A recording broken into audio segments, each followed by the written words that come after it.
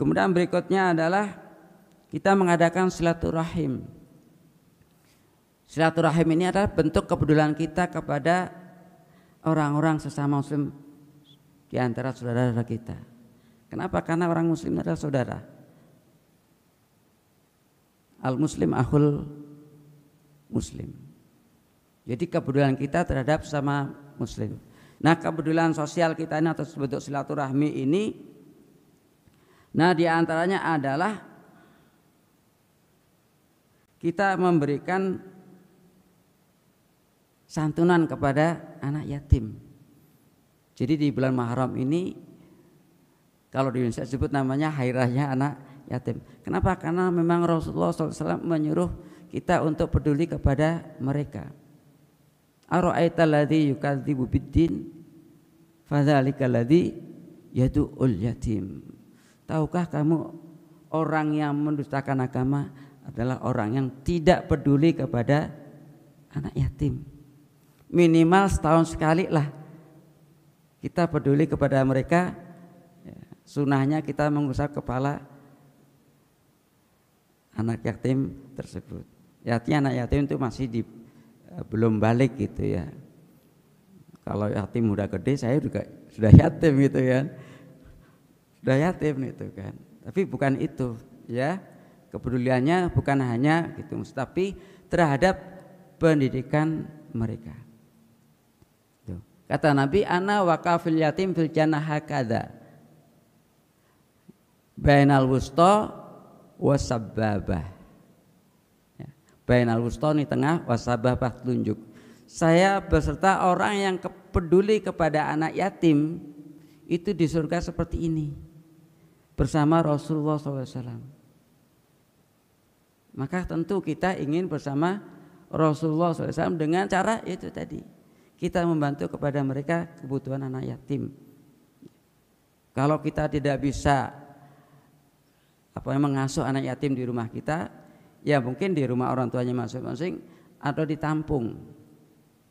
Ya, ditampung. Tapi ingat, ditampung ini bukan sebagai alat untuk mencari, ya, mencari untuk keluarga, enggak boleh ya, tapi betul-betul untuk keperluan mereka. Jangan sampai kemudian anak yatim tadi diperalat. Wah, ini lebih berat lagi ya.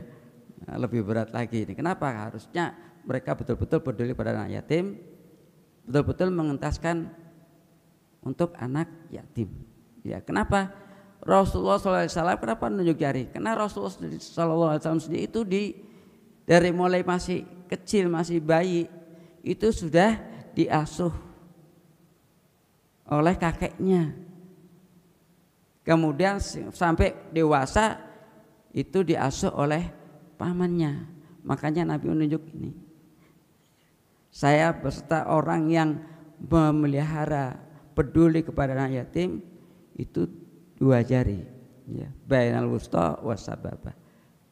Di surga bersama dengan mereka. Oleh karena itu kita harus peduli kepada anak yatim.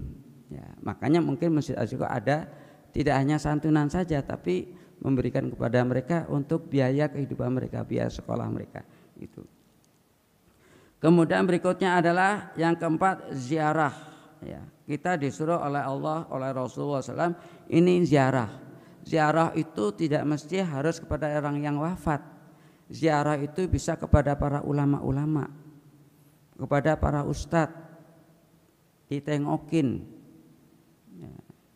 Misalnya ada ustadz kita yang sudah lama enggak hadir karena sebab mungkin sakit, nah itu kita tengokin.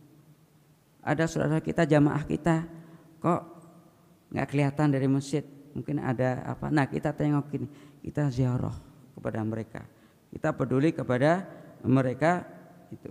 Kemudian berikutnya adalah yang keempat, menjenguk orang sakit, iyadatul marid, nengokin orang yang sakit. Ada jamaah kita yang sakit, yang sempat untuk nengokin, kita tengokin, minimal tetangga dekatnya.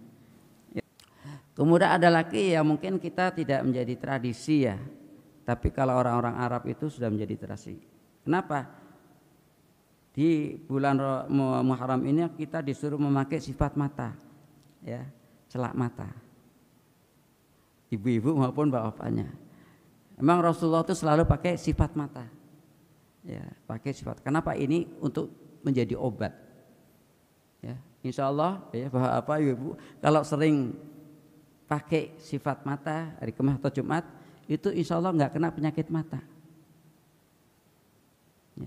Kalau ulama-ulama kita itu dulu kalau azan itu kita disuruh baca doa. Marhaban bi habibi wa qurratu aini Muhammad ibni Abdillah. Tangannya ditempel, jempolnya ditempel ke ujung mulut lidah. Kemudian diusapkan ke mata. Jangan tanya ada dalilnya ya, jangan ya. Susah tanya ada dalilnya. Semua ditanya dalilnya apa? Dalilnya ya kamu usap aja ke mata. Itu insya Allah tidak terkena penyakit ain atau penyakit mata. Ya, mungkin kadang-kadang Bapak suka lihat ya, jamaah masjid ada yang tangannya begini, diusapin ke mata ketika azan asyhadu anna Muhammadar Rasulullah. Nah itu saya jawabankan juga. Ya. Nggak apa-apa kalau dia ngelihat mau niru bagus ya, insya Allah kita tidak terkena penyakit mata ya itu ya, subhanallah. Kemudian ya diperintahkan untuk mengusap kepala anak yatim ya, diusap kepalanya. Allahumma shalli ala sayyidina Muhammad. Syukur-syukur ya anak yatim itu insya Allah mendoakan. Kenapa? Karena nanti mereka di yaumil kiamah dia tidak mau masuk surga sebelum dulu yang pernah yang mengasuh saya, yang memberikan kebutuhan hidup saya. Ya Allah, saya ajak itu orang yang dulu peduli sama saya untuk masuk ke surga. Digandeng kita oleh anak yatim. Mungkin anak yatim, oh badar, kita jangan lihat badarnya. Mungkin sekarang jadi badar, tapi besoknya bisa jadi insya Allah. Kenapa? Karena kita didik dengan baik mereka anak yatim.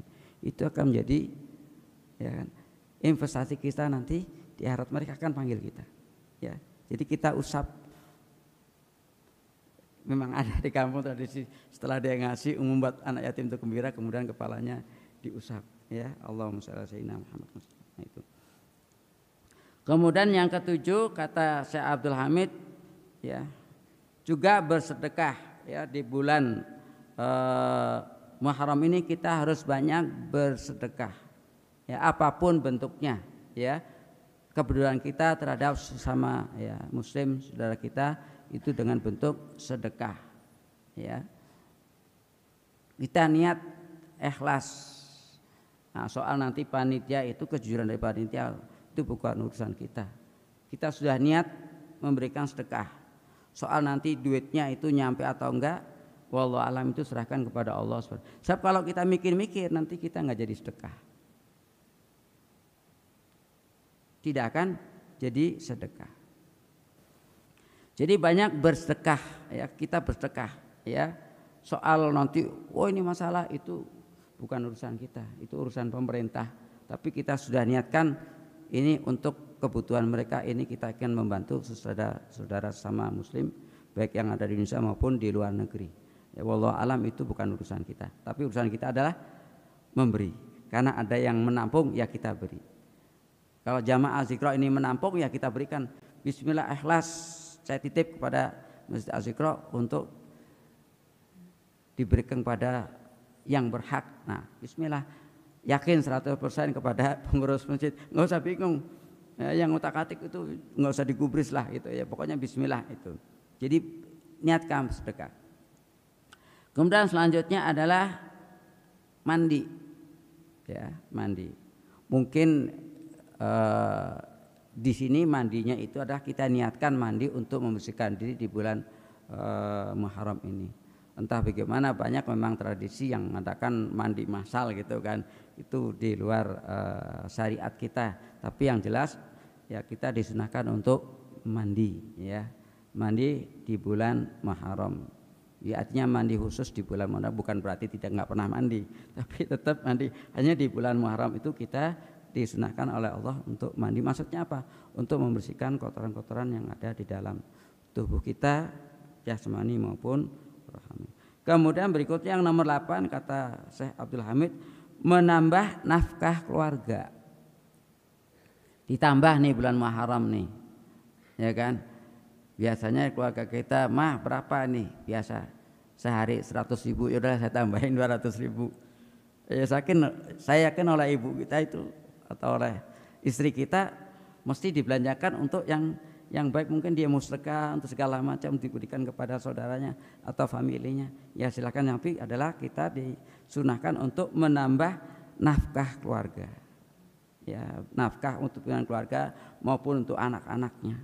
Ya, biasanya di bulan Muharram itu memang banyak kegiatan yang disampaikan oleh dari orang tua atau ibu-ibu kita maupun anak-anak kita. Jadi kita memberikan atau menambah nafkah keluarga. Kemudian yang ke-9 itu kita diberitakan juga untuk memotong kuku.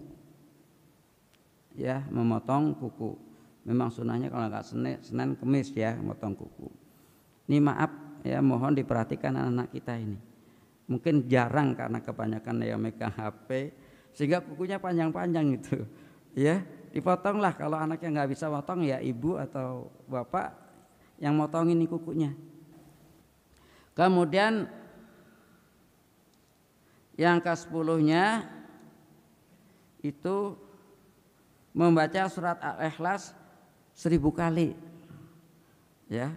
Kata Syekh Abdul Hamid itu baca surat Al-Ikhlas 1000 kali. Bisa enggak gitu masalahnya. Nah, ini yang bagi yang punya amalan-amalan memang ada bisa, kalau kita kan enggak punya amalan-amalan seperti itu. Ya oleh karena itu ya semampu kita apa yang bisa kita lakukan itu. Hadirin jamaah sekalian rahimakumullah.